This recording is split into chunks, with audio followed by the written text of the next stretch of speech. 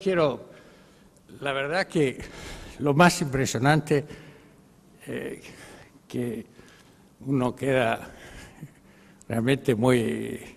Si uno empieza a juntar circunstancias y hechos en esta beatificación. Primero de todo, el hecho que estamos con un Papa argentino. Bueno, es una cosa realmente excepcional, por lo menos excepcional, y además es la primera vez. A lo mejor tenemos otras más, pero en fin, en todo caso, esto yo lo considero una gracia. Un Papa argentino que ha ayudado mucho en esta beatificación. Yo le voy a contar alguna anécdota que no quería contar, pero puede ser interesante contarla para que nos demos cuenta de cómo ha cambiado el curso de la historia, por lo menos de la santidad, el Papa Francisco. En la época del Papa Benedicto XVI, yo lo fui a ver para ver si me ayudaba a convencer al Papa Benedicto en favor de las semillas transgénicas, pensando que un obispo importante, un cardenal de la Argentina, estaría de acuerdo con este nuevo sistema, que en la academia se estudió varias veces y es, como todas las academias del mundo, totalmente a favor. Entonces le explicaba cómo la soja argentina estaba el 70% en el mundo y cómo el maíz y esto y lo otro. No me llevó mucho el apunte y me dijo, la verdad que no sabía todas estas cifras. Alguno cuando después se lo conté dice, claro que era un jesuita, evidentemente. Pero en cambio me dijo, vos sos pariente de la madre Antula. Yo te pido que si me podés ayudar a seguir esta causa que yo tengo tanto interés. Naturalmente venía como llovido mojado porque siempre estuvo muy interesado en la causa de la madre Antula. Entonces lo fui a ver al cardenal, que es justamente el que ha venido hoy para hacer la beatificación mañana, y que es el presidente de la causa de santos, que se llama Amato, un salesiano, un profesor de teología, un teólogo. Y le digo, vengo de parte del cardenal para saber cómo está la causa de la madre Antula. Y me dice, veramente... è un fogliettino che il miracolo, no, c'è uno della commissione che non è molto d'accordo, quindi non è passato. E noi, lei sa, la mia preoccupazione è che compromettiamo la infallibilità del Papa e quindi non è che si può fare così e bisogna fare le cose. Entonces yo le digo, bueno, Eminencia, como usted sabe, hay un texto precioso de Santo Tomás que dice que el Papa tiene, porque es el Espíritu Santo que conoce la profundidad de Dios, y que el Papa tiene una inspiración directa del Espíritu Santo cuando decide sobre los santos y otras cosas. Pero especialmente el texto dice cuando decide si una persona es santa y está en el cielo. Y lo otro es preparatorio, sirve y no sirve, porque naturalmente San Pablo dice que uno puede mover montañas y no tener la caridad, que es la santidad. Entonces me dice, sí, está bien, pero los procesos hay que hacerlo bien. Bueno, naturalmente yo le escribí todo eso al cardenal Bergoglio, que le gustó mucho mi carta porque se la leyó a los obispos auxiliares y me la agradeció. Y ahora él utiliza mucho el texto de Santo Tomás, porque está haciendo varios santos que él conoce muy de adentro, especialmente los jesuitas. De modo que después mi familia dice, ahora que tenemos un Papa argentino te ocuparás un poco más. Yo me di cuenta que no era necesario, porque teniendo un Papa que era amigo de la madre Antula, iba a venir rápida la beatificación. Y esperemos que también venga la canonización. Es decir, el Papa tiene ese instinto del Espíritu Santo y por eso yo considero que es realmente una gracia tener el Papa Francisco y es el Papa, por supuesto, ante todo es el Espíritu Santo y es Dios, pero también tenemos que agradecerle particularmente al Papa Francisco si ahora se hace esta beatificación. Y en un año, por eso digo, las coordinadas son muy importantes, en un año de la misericordia, en un año que además, viendo, ustedes lo verán también de aquí, pero viéndolo desde Roma, realmente es un año que se han producido tantas gracias, tantas conversiones, tanta gente que vuelve, tanta gente que quiere volver a empezar, tantos pueblos que quieren volver a empezar. Y en este año de la misericordia que celebramos también el 200 centenario de la independencia del Congreso de Tucumán, en donde en el documento de la Conferencia Episcopal, que me regaló ahora viniendo el cardenal Poli, que está aquí y que viene a homenajear a la Santa, en la parte final se habla justamente de la Madre Antula y se dice que no es sino una coincidencia la providencia que en este año del Papa Francisco, del tercer año y de la misericordia de Dios, dos personas es providencial, que en este año del bicentenario, dos hijos de nuestra tierra, la venerable María Antonia de la Paz y Figueroa, 1730-1799, y el beato José Gabriel del Rosario Brochero, 1840-1914, serán proclamados por la Iglesia beata y santo respectivamente. Y aquí el documento del episcopado hace una síntesis de la Madre Antula, llamada cariñosamente Madre Antula por los más humildes. Desde su juventud se formó en la espiritualidad de San Ignacio de Loyola. Cuando fueron expulsados los padres jesuitas, esta mujer fuerte y virtuosa no dudó en largarse en los caminos con el propósito de divulgar los ejercicios espirituales y la influencia que tuvo en la colonia. Yo diría, estamos viviendo un momento mágico espiritual, un momento mágico con un Papa argentino con toda la fuerza del sur que realmente produce una revolución, donde el otro día, celebrando el pueblo armenio, rezaba un rabino, rezaba un musulmán y rezaba un obispo de la iglesia maronita, y yo también, juntos, cada uno, nosotros rezamos el Padre Nuestro. Y además se comprometían todos en defender la dignidad del hombre, del ser humano, del hombre y la mujer, y la libertad de cada uno ante estas formas extremas de la globalización de la indiferencia. Bueno, eso no pasa. Yo me acuerdo que cuando eligieron al cardenal Willebrand para el ecumenismo, algunos decían, bueno, pero ¿qué puede saber? Viene de un país tan lejos de los problemas de Europa. Y resulta que cuando lo eligen al Papa, uno que viene del fin del mundo, uno podría decir, bueno, pero ¿qué sabe de todas estas cosas europeas? Y es al revés, justo porque sabe poco, mira más al futuro y mira más a lo que hay que hacer a la luz del Evangelio, a la luz de las beatitudes, a la luz del último de nuestros hermanos, como lo dijo en Río, hagan lío a los argentinos a partir de las beatitudes, a partir del Evangelio, del discurso de la montaña, que es precioso y que realmente es el nuevo mensaje de Cristo, como lo dice San Agustín, como lo dice Santo Tomás de Aquino, así como de Moisés, son los mandamientos de Cristo, son las bienaventuranzas, el sermón de la montaña en su conjunto, que por lo demás, leyendo las cartas de esta gran santa, María Antonia, ella cita a San Pablo y cita el Evangelio de San Mateo. Es interesantísimo estudiar en estas 70 cartas cuáles son los textos fundamentales que la movieron a la santidad y que comunicaba a los otros. Bueno, es San Pablo, es San Pablo y es el Evangelio particularmente este Evangelio.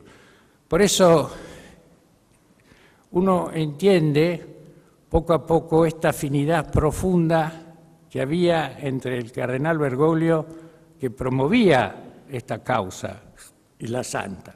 Naturalmente, como ustedes saben, y ya lo anticipó, y todos ustedes saben muchísimo de la Madre Antula por tradición, así que a mí me da un poco de vergüenza hablarles a ustedes, pero la Madre empezó aquí en Santiago justamente a ser discípula de los padres jesuitas, y los padres jesuitas tenían una organización femenina que llamaban las Beatas, y allí ella estuvo 4 o 5 años trabajando con este grupo, que eran lo que hoy decimos laicas consagradas, que están en el Código Canónico, reconocidas. Entonces, no, en el Código Canónico no estaban, pero estaban en la realidad, que eran laicas que se ocupaban justamente de un servicio a los más excluidos, a los más necesitados, a los hermanos más carenciados, y que lo hacían con ese espíritu maravilloso de San Ignacio para la mayor gloria de Dios y para el bien de los hermanos, creando un clima de fraternidad, de solidaridad, de caridad cristiana.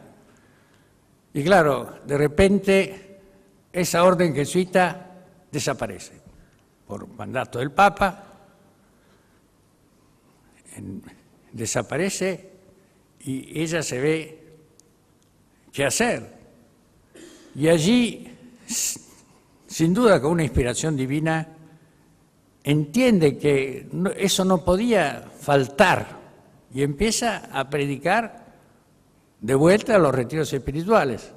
Dice que hizo 70 tandas de retiros espirituales acá en Santiago. La verdad es que hay pocos datos, y una de las cosas que hay que hacer, aprovechando la beatificación, es hacer un estudio profundo. Hay muchos estudios, pero un estudio de carácter científico, riguroso, tratando de encontrar todos los documentos posibles. ¿Qué cosa hizo esos años? ¿Cómo empezó su ejercicio? Se sabe, y está prácticamente en todos los libros, pero no hay mayores datos para poder fundar exactamente la cifra de todo eso.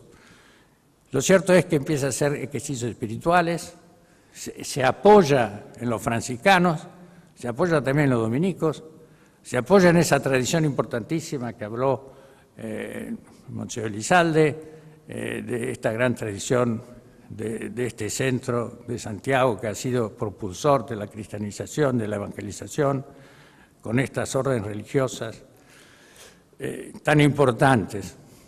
Y aquí vuelvo a otra anécdota, y les cuento anécdotas porque es realmente lo que uno ha vivido en experiencia.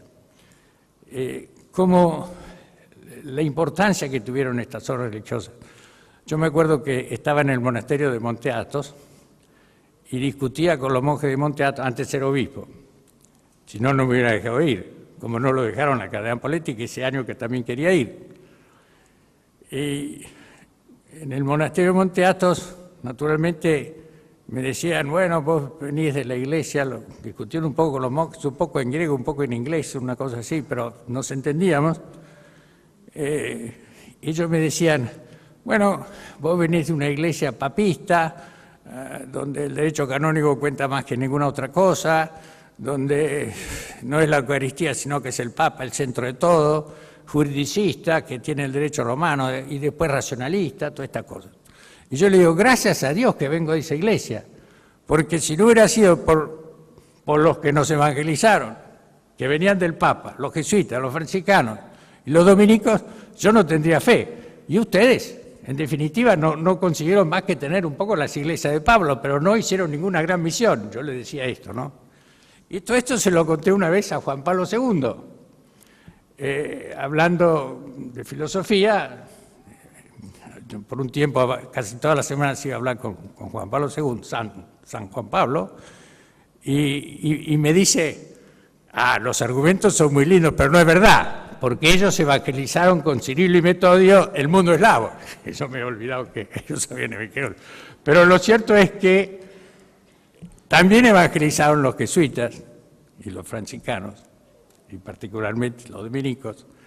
Pero los jesuitas tenían una particularidad, y eso también lo vemos en el Papa, una particularidad que no solo evangelizaban enseñando la teoría como los dominicos con Santo Tomás, o como los franciscanos dando una vida de testimonio maravillosa de comunidad, de fraternidad, de pobreza, sino que daban una estructura socioeconómica potentísima que desafiaba con un sistema donde estaba la propiedad privada y donde Hegel, en la historia de la filosofía mundial, alaba más que todo lo que hicieron los jesuitas en el sur.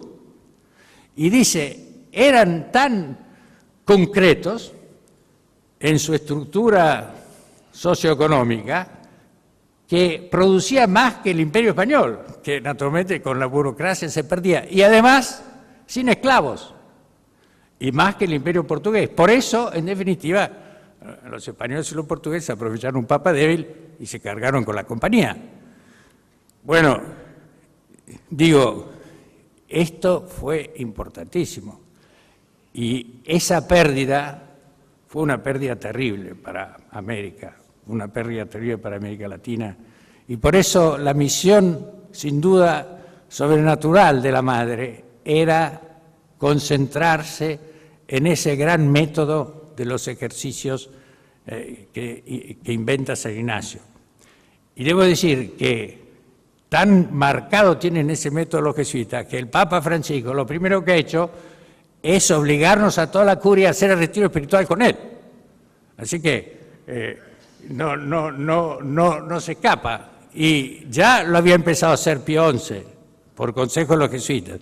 Pero con Pío XI se hacía retiro espiritual en el sentido que se iba a la mañana a escuchar a un predicador, pero cada uno vivía en su casa y el resto del día se trabajaba en el oficio. No, el Papa Francisco nos lleva afuera a uno de los castelli y allí estamos una semana haciendo retiro espiritual con el Papa, celebrando la misa juntos y siguiendo el ejemplo del Papa que realmente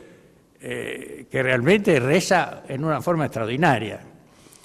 Por eso quiero decir, estos retiros espirituales, que esta hermana laica, porque tenía consagración privada, todavía no había fundado ninguna orden religiosa, no pertenecía a ninguna orden religiosa, se pasó predicando, empezando por Santiago, y luego a Jujuy, y luego a Córdoba, y luego finalmente a Buenos Aires. ¿Quién sabe qué camino hizo para llegar a Buenos Aires? Yo estuve hace poco en Villa María y dije, ¿hay algún rastro de que pasó por acá? No, todavía no estaba fundada la ciudad de Villa María, así que no podía haber pasado por acá. Bueno, ¿quién sabe por dónde pasó? Dice que sufrió 2 accidentes importantes, ella cuenta, y que tuvo curaciones milagrosas, sin la intervención de ninguno. Evidentemente se fue convirtiendo en un fenómeno sobrenatural impresionante, que mandó Dios, ya que le habían sacado los jesuitas, la manda a esta mujer para que haga un trabajo que posiblemente los jesuitas no podían hacer, porque tenía esa delicadeza femenina que entra donde no entran los varones. Y de hecho, como todos saben, cuando llegó al virreinato, se opuso ante todo el obispo, porque le parecía que era una mujer un poco desarreglada, y los primeros años tuvo oposición. Pero poco a poco se dio cuenta que tenía algo extraordinario, de sobrenatural. Y entonces ella lo conquistó al obispo. Y el obispo, al final, la recomendaba. Manda una carta a Roma diciendo todo lo que estaba haciendo esta mujer en América Latina y cómo ella había suplido en alguna medida a los jesuitas. Y estaba tan entusiasmado finalmente con esta mujer que para entrar al seminario les hacía hacer retiro espiritual a los seminaristas. Y si ella no daba la aprobación, no entraban al seminario. Bueno, imagínense la influencia que tenía esta mujer sobre el obispo. Y lo mismo pasó con el virrey. Al principio se opuso y poco a poco fue siendo conquistado por ella. No se sabe cuántas tandas de ejercicios espirituales hizo en Buenos Aires, no hay mucha información, pero se sabe que estuvo 20 años y allí fundó las hermanas que hoy tienen la casa de ejercicios y tienen otras cosas, y también la iglesia de San Cayetano, que como ustedes saben era la devoción de ella. Y así la iglesia de Cayetano se ha convertido en uno de los centros más importantes de Buenos Aires, de gracias. No últimamente ha sido esa manifestación donde ha estado el cardenal de Buenos Aires, juntando todos los problemas sociales y tratando de escuchar a una manifestación pacífica que sigue esa tradición. Yo creo que ella después, allí en ese momento, tiene una visión también muy evangélica y muy parecida a la visión del Papa Francisco, es decir, ocuparse de los excluidos, ocuparse de la prostitución. Se ocupa particularmente de las prostitutas. Bueno, las convierte. El Papa nos ha recomendado a nosotros, a la Academia de Ciencias Sociales, que nos ocupemos de las nuevas formas de esclavitud, entre ellas que nos ocupemos del trabajo forzado y que nos ocupemos de la prostitución. Y el Papa, siguiendo al Papa Benedicto, declara con un coraje enorme, digo, siguiendo al Papa Benedicto, porque el Papa Benedicto lo dijo esto, en un documento que todos pueden leer cuando lo recibe en el último año del pontificado al embajador alemán. Le dice: Alemania muy linda, yo acabo de venir de Alemania, muchas gracias por todo lo que nos da el gobierno, pero estoy escandalizado de la pornografía de Internet y escandalizado del significado de la prostitución, que es una diferencia, una discriminación tal entre el hombre y la mujer que no puede ser sostenida por la antropología moderna ni por la antropología cristiana. Y por eso considero que es un grave crimen contra la humanidad. Esta fórmula es del Papa Benedicto y la repite el Papa Francisco. Recientemente, cuando estuvo en nuestro summit de todos los jueces, que vinieron también los jueces que se ocupan de estos temas, vinieron los argentinos abundantemente, pero vinieron los más importantes americanos, vinieron los ingleses, vinieron los alemanes, el Papa repitió que por trabajo forzado, prostitución, no la prostitución minoril, no la prostitución de trabajo sexual o otra forma, no, la prostitución sí, como tal, es un grave crimen contra la humanidad. Bueno, la madre Antula se ocupaba de este crimen, todavía no le llamaban crimen contra la humanidad, pero se ocupaba de este drama. La mayor parte de estas niñas, como había visto a Madre Antula, y lo dicen en algunas de sus cartas, son extraordinarias, mujeres extraordinarias que han sido traicionadas en el amor que ellas quieren dar, porque la mayor parte la llevan los novios, la llevan los maridos, la lleva la familia, las traicionan en el amor. Por eso es realmente dramático, y esto lo entiende Madre Antula, lo entiende hoy también el Papa Benedicto, lo entiende el Papa Francisco. Bueno, ella recoge esta forma de exclusión, ella da una solución también a los enfermos y funda la Casa de Ejercicios. Yo no sé, los que somos de Buenos Aires, yo por de pronto he hecho muchas veces retiros espirituales en la Casa de Ejercicios y he madurado las cosas más lindas de mi vida en esa Casa de Ejercicios maravillosa que les recomiendo a todos visitar. Desgraciadamente las hermanas vendieron un pedazo, yo no lo hubiera hecho, el pedazo queda sobre la 9 de julio, pero queda la parte principal y allí hay muchos recuerdos de la Madre Antula que pueden ustedes ver y, por ejemplo, está el Cristo Nazareno al cual ella tenía una gran devoción. Bueno, ¿qué otra cosa se puede decir de esta mujer extraordinaria? Yo creo que y les recomiendo que lean las cartas. Tiene unas 70 cartas que una más bella que otra impresiona en estas cartas. Impresiona cómo poco a poco y cada vez más confía en la providencia divina. Es una mujer que cree en la providencia. Ustedes tienen que pensar que habiendo el Papa clausurado la orden de los jesuitas, todo lo que era hablar de los jesuitas y tratar de reproducir lo que ellos hacían estaba mal considerado en ese momento, estaba mal considerado por el obispo, era un poco meterse contra el Papa, estaba mal considerado naturalmente por el virrey, y que fueron ellos un poco los que movieron eso, y sin embargo ella se conquista al obispo, se conquista al virrey, y se lo conquista por la santidad. Y en ningún momento critica la orden del Papa, en ningún momento. Pero sí mantiene contacto con todos los jesuitas rusos. Le traducen las cartas en alemán, en ruso, ya entonces. Y los alienta. Bueno, a los jesuitas rusos no les dice ni que sigan ni que no sigan, pero naturalmente los alienta. Y a los otros los alienta esperando que un día las cosas iban a cambiar. Ella no vio el cambio, pero lo intuyó. Y aquí es muy lindo lo que dijo el Papa Francisco de lo que pasó. Cuando él tiene que hablar a propósito de un centenario de la restauración de la compañía, va a los jesuitas y le dice, el superior de entonces no quiso negociar con el Papa. El Papa le dijo que suspenda la compañía y la suspendieron. Porque podían empezar a decir, no, bueno, suspendemos esto, suspendemos el otro, y empezaba la negociación. No, el superior tenía plena conciencia que en ese momento era de Dios suspender la compañía, pero estaba seguro que la compañía en un momento sería de vuelta restaurada, como pasó. Y el Papa dice, no se quebró, no se quebró, confió en la providencia.